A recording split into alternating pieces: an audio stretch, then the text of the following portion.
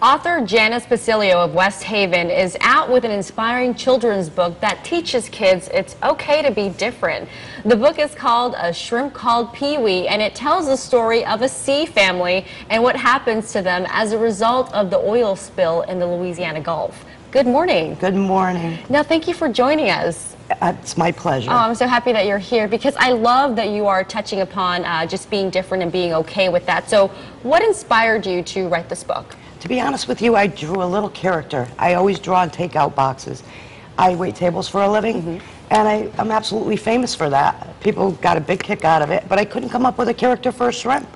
I had no problem with a pig, a chicken, a fish, but we finally came up with a character. I love that you're utilizing the food that you're packaging Exactly. to inspire you. Okay, so fair enough, we've got the shrimp, but now how did you come up with the story? Well, it was a really rainy day, and I was unemployed at the time. And I sat down, and the words just seemed to flow.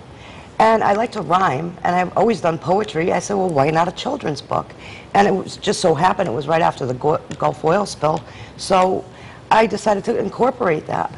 Okay, now you could have written about maybe another aspect or another quality about the oil spill, but you specifically chose to use this character and make it kind of like a hero and have it be an individual. What was it about you at the time or the shrimp that inspired that quality in the book? Well, different situations in my life. I've had a friend that actually took his own life, and at the end of the book there's a part that said, if my shell gets broken, I'll tell someone who cares. Regardless what I'm dealing with, they will help me if I share.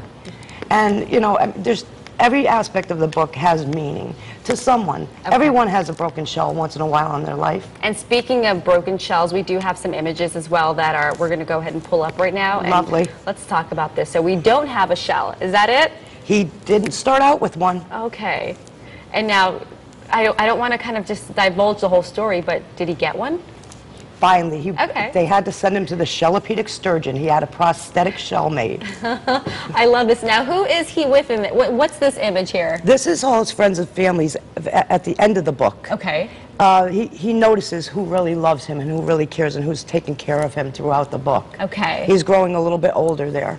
So this is kind of just the Pee-wee growing into who he really is and being okay with who he is. Exactly. And I like that. So now you personally, what have you learned about yourself, or how have you grown in writing about this character or writing through this character? Because this really has to be a reflection on you, and I think that's what I'm really trying to touch upon. It really is, and it also, I mean, as far as like little children that are ill, they take heed with this book, and the parents as well, because in a lot of the book it says it took a lot of time and faith and also lots of tears. Okay. And that's what parents go through when their children are in a hospital environment. Okay. And they're waiting to make sure that their children are okay.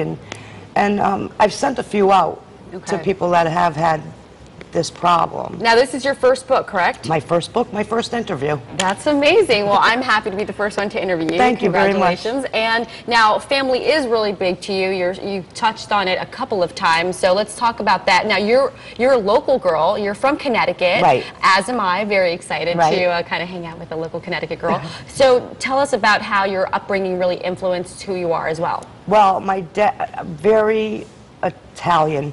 The cultures. My grandmother owned a restaurant. We were there all the time. I worked at the age of 7 years old bringing pizzas to the guys, and they would give me quarters for the jukebox. But our family was always together. Christmas Eve, we have great traditions, and we still keep them. Okay. Thanks to my Aunt Dolly. That's right. So I think what you're saying also is that a really good foundation kind of helps you solidify who you are, grow into who you are comfortably, and I think that's your story. Am I correct in saying that's your story with Pee-wee? Exactly. Okay, so Pee-wee grew into himself. Exactly. Which many of us do, right? With the help of his family That's and his right. friends. And his friends. So let's go ahead and talk about your book event for today. Okay. Today I will be at St. Thomas More Church doing a reading at 11 o'clock this morning. Okay.